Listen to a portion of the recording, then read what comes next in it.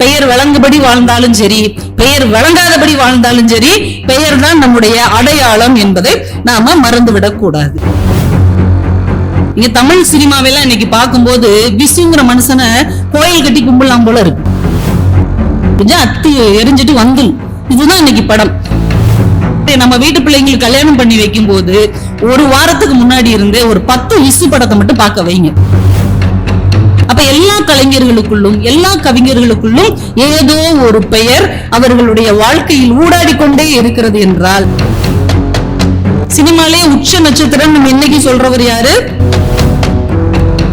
நட்பு கடைசி வரைக்கும் வருவதுன்னா ஒரு பெரிய வரங்க.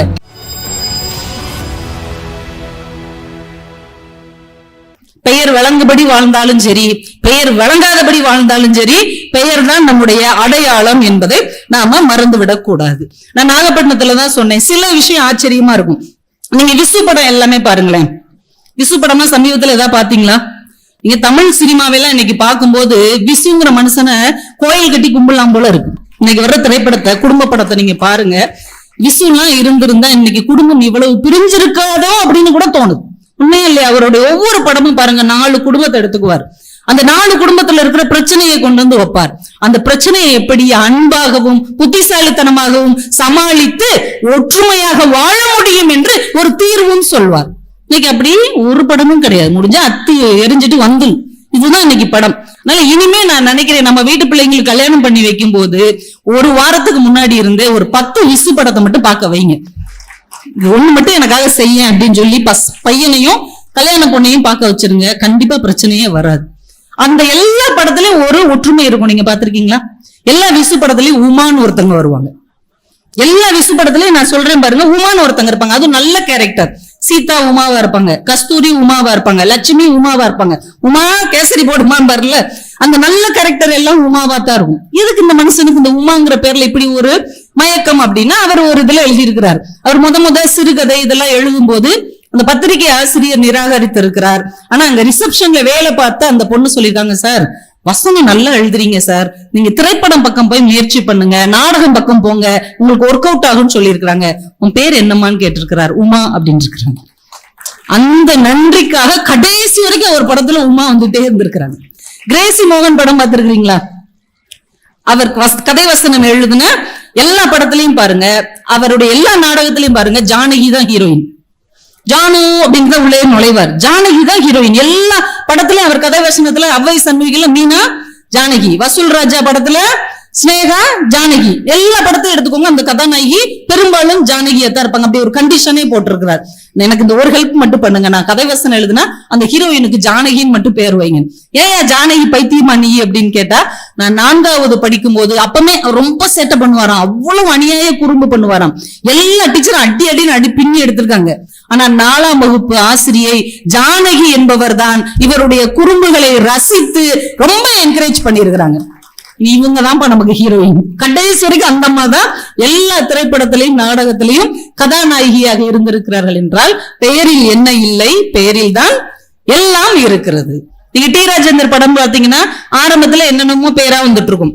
அவர் நேசித்த உயிருள்ளவரை உஷா அப்படின்னு அவர் காதலிச்ச பெண்ணை திருமணம் பண்றதுக்கு அந்த படம் எடுத்தார்ல, அதுக்கப்புறத்துல இருந்து அவருடைய எல்லா படத்திலையும் 9 எழுத்து தான் இருக்கும். எங்க வீட்டு வேலன், மோனிஷா என் மோனலிஷா எல்லாமே எடுத்துக்கோங்க, 9 எழுத்து இருக்கிற மாதிரியே தான் அவர் எல்லா படத்தையும் எடுத்தார்.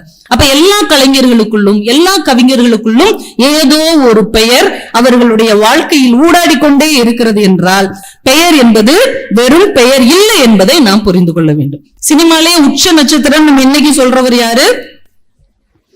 Super star. 73 வயசானாலும் இன்னைக்கு அவர் தான் சூப்பர் ஸ்டாரா இருக்கார். ஆனா பேர்ல அவருடைய பேரே கிடையாது. அவர் பேரு சிவாஜி ராவ். ஆனா அவருடைய குருநாதர் எப்படி மாத்தி விட்டாரு? ரஜினிகாந்த் மாத்திட்டார். இப்ப குரு கைப்பட்டு அந்த பேர் வந்த உடனே இன்னைக்கு வரைக்கும் சூப்பர் ஸ்டார்னா ரஜினிகாந்த் அப்படின்னு ஆயிட்டார். அவருக்கு ஈக்குவலா இருந்த ஒரு நடிகர் யாரு? நம்மளு கமலஹாசன். இந்த பேரே வித்தியாசமா இருக்கு. பரமக்குடியில பிறந்து வளர்ந்த ஒரு குடும்பத்துல கமலஹாசன் அப்படிங்கிற பேரு அவங்க அம்மா அப்பா வச்ச பேரு தான், குருநாதர் வச்ச பேர்ல. அப்ப இந்த பெயர் அவருக்கு எப்படி வந்தது அப்படின்னு ஒவ்வொரு கதையவா நம்ம தேடி பார்த்தோம் என்றால், அவங்க அப்பா சீனிவாச ஐயங்கார் இருக்கிறார்களே, அவர் காங்கிரஸ் கட்சியில ரொம்ப தீவிரமாக இருந்தவர். அவருக்கு குருவாகவும் அவருக்கு நல்ல நண்பராகவும் இருந்த ஒரு இஸ்லாமியர் பெயர் யாகூப் ஹாசன். அந்த யாகூப் ஹாசனுடைய நினைவாக அவர் மேல் கொண்ட அன்பின் காரணமா எல்லா பிள்ளைங்களுக்கும் சாருஹாசன், சந்திரஹாசன், கமலஹாசன் பேர் வச்சிருக்கிறார். அந்த யாகூப் ஹாசனுடைய மனைவி கதீஜா யாகூப் ஹாசன் தான் தமிழகத்தின் முதல் இஸ்லாமிய பெண் கௌரவ நீதிபதியாக இருந்தவர். தமிழகத்தின் முதல் இஸ்லாமிய பெண் சட்டமன்ற உறுப்பினரும் அந்த அம்மா தான். அவங்களுடைய கணவன் யாகூப் ஹாசனுடைய பெயர் தான் கமலஹாசன் குடும்பத்துக்கே சூட்டப்பட்டிருக்கிறது என்றால், பெயரில் என்ன இருக்கிறது என்றால், பெயரில் நன்றி உணர்ச்சி இருக்கிறது, பெயரில் தான் நட்பு இருக்கிறது, பெயரில் தான் சமய ஒற்றுமை இருக்கிறது. ஒரு ஐயங்கார் குடும்பத்தின் பெயர் இஸ்லாமிய குடும்பத்திலிருந்து வந்திருக்கிறது என்றால், இந்த மண் எப்படிப்பட்ட மண் என்பதை நாம புரிந்து கொள்ள வேண்டும். எங்களுடைய ஐயா சாலமன் பாப்பை அவங்க எல்லாருக்கும் தெரியும். அவர் கிறிஸ்தவ சமயத்தை சார்ந்தவர் பிறப்பால். அவருடைய மகன் பேரு தியாகமூர்த்தி. இது நான் நிறைய மேடைகள்ல சொல்லியிருக்கேன், அடுத்த தலைமுறைக்கு தெரியணுங்கிறதுக்காக. நாங்க அவர்கிட்ட கேட்டோம், ஐயா தியாகமூர்த்தின்ற பேர் கொஞ்சம் வித்தியாசமா இருக்குது, நீங்க ஏன் இந்த பேரை உங்க மகனுக்கு வச்சீங்க? அவர் சொன்னார், அவர் வறுமையில வாடின குடும்பத்திலிருந்து வந்தவர். அவர் கல்லூரி படிக்கும் போது ஃபீஸ் கட்டுறதுக்கு அவ்வளவு கஷ்டப்பட்டிருக்கிறார். அந்த நேரத்தில் அவருடைய 2 நண்பர்கள் தான் பணம் கட்டியிருக்கிறாங்க. ஒருத்தர் பேர் தியாகராஜன், ஒருத்தர் பேர் ராமமூர்த்தி. 2 பேரையும் விட்டுறக்கூடாதுன்னு தியாக மூர்த்தின்னு 2 பேர் பேரில் இருந்தும் எடுத்து தன்னுடைய மகனுக்கு பெயராக வைத்திருக்கிறார். அந்த தியாகராஜன் இறந்து போயிட்டார். ராமமூர்த்தி ஐயா இன்னைக்கும் ஐயாவுக்கு ஃப்ரெண்டா இருக்கிறார். ஐயாவை நீ வா போ என்று சொல்லக்கூடிய ஒரே மனிதர் அவர் பக்கத்தில் இருக்கிற அவருடைய கல்லூரி நண்பர் இன்னைக்கும் அவர் கூட இருக்கிறார். ஐயாவுடைய மனைவி தவறி போன போது ஐயா அந்த பெட்டியை எடுத்துக்கொண்டு போகிறார்கள். ஐயா அப்படியே குலுங்கி அழுகிறார். இந்த நேரத்துல யார் நம்ம ஆறுதல் சொல்ல முடியும்? நாங்களும் அப்படியே கண் கலங்கி நிற்கிறோம். ஆனால் கல்லூரி நண்பனான ராமமூர்த்தி ஐயா தான் அவர் கையை இறுக பற்றி கொண்டு இருப்பா இருப்பா இருப்பா அப்படின்னு சொன்னார். இந்த நட்பு கடைசி வரைக்கும் வருவதுன்னா ஒரு பெரிய வரங்க. அப்படி ஒரு வரம் அவருக்கு கிடைத்தது என்றால், அந்த கல்லூரி கால நட்பை மறக்காமல் தன் பிள்ளைக்கு அந்த பெயரை வைத்தார். பாத்தீங்களா? பெயரில் தான் எல்லாம் இருக்கிறது, பெயரில் இல்லாதது எதுவுமே கிடையாது. முன்னாடி எல்லாம் பாருங்களேன், நம்ம குடும்பத்தின் பேரை வச்சு நம்ம எந்த குடும்பம்னு சொல்லிடலாம். ஏன்னா தாத்தா பேரு பேரனுக்கு வரும், அந்த பேரன் பேரு அடுத்தவருக்கு வரும். அப்படியே அந்த ஒரு பேரை வச்சு அந்த குடும்பமே ரொட்டேஷன்ல ஓடிட்டே இருக்கும். அப்புறம் பாத்தீங்கன்னா அவங்களுக்கு பிடிச்ச குலதெய்வ பேர் வைக்க ஆரம்பிச்சாங்க. அப்புறம் பார்த்தா தலைவர்கள் பேரெல்லாம் வைக்க ஆரம்பிச்சாங்க. கம்யூனிஸ்ட் சிந்தனை வந்தோடனே லெனின், பிடல் காஸ்ட்ரோ, சேகுவேரா அந்த மாதிரி பேரெல்லாம் வர ஆரம்பிச்சது. அப்புறம் சமஸ்கிருத பேரு நிறைய பேரு நல்லா ஸ்டைலா இருக்கு அப்படின்னு வைக்க ஆரம்பிச்சோம். இன்னைக்கு பேரு நியூமராலஜிக்காரர் என்ன சொல்றாரோ அதான் நம்ம பிள்ளைக்கு பேர். என்னன்னு ஆரம்பிச்சு எச்சில முடிங்க அப்படின்னா என்ன தேவை ஒரு பேரை வச்சிடுறாங்க. இல்ல வச்ச பேரை அவர்கிட்ட போய் கேட்டு மாத்திக்கிறாங்க. என்னுடைய சொந்தக்காரர் ஒருத்தருக்கு ராம் அப்படின்னு பேர், RAM அப்படிதான் எழுதுவார். அவர் போய் நியூமராலஜிக்காரரை பார்த்திருக்காரு, இது எனக்கு சரியாவே இல்லை, என்ன பண்ண அப்படின்னு. ஒன்னும் கவலைப்படாதீங்க, 4 R போடுங்க, 3 A போடுங்க, 3 M போடுங்க, 9 எழுத்து, உங்க வாழ்க்கையே அமோகமா இருக்கும். அவர் ராம் ராம் இன்னைக்கு சொல்லிட்டு தெரியுறாரு. உங்க பேர் என்ன அப்படின்னா ராம் அப்படிங்கிறார். இப்ப பேர் என்பது எவ்வளவு பெரிய சென்டிமெண்டான ஒரு விஷயமாக நமக்குள்ள இருக்கிறது என்பதை நாம யோசித்து பார்க்க வேண்டும். நிறைய விஷயம் இருக்கு. R பாலகிருஷ்ணன் அவர்கள் தான் எழுதினார். அங்க அவர் வடநாட்டு பக்கம் இருந்த போது பழங்குடி மக்கள் எல்லாம் தங்கள் பிள்ளைகளுக்கு பேர் வைக்கிறதுக்கு யோசிக்கவே மாட்டாங்களாம்.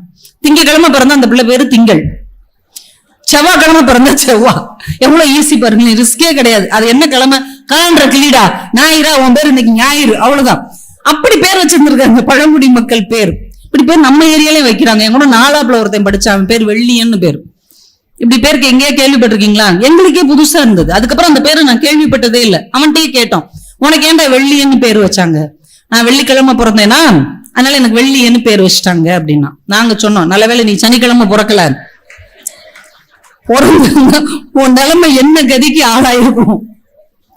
அதே மாதிரி நம்ம ஊர்ல நிறைய பெண் குழந்தைகள் பிறந்தால் போதும் பொண்ணுன்னு வைப்பாங்க. மதுரை பக்கம், இங்க உண்டான்னு தெரியல, போதும் பொண்ணு, வேண்டாம் பொண்ணு, வேம்பு, இப்படி எல்லாம் வைப்பாங்க. பாலகிருஷ்ணன் ஐயா பதிவு செய்கிறார், நம்முடைய தமிழ்நாட்டில் மட்டும் 8000 போதும் பொண்ணு இருக்கிறாங்க. அபிஷியலா 8000 பிள்ளைகளுக்கு போதும் பொண்ணுன்னு பேர் வச்சிருக்காங்க. இங்கதான் திருவள்ளூர் மாவட்டத்துல வேண்டாம்னே ஒரு பிள்ளைக்கு பேரை வச்சிருக்காங்க.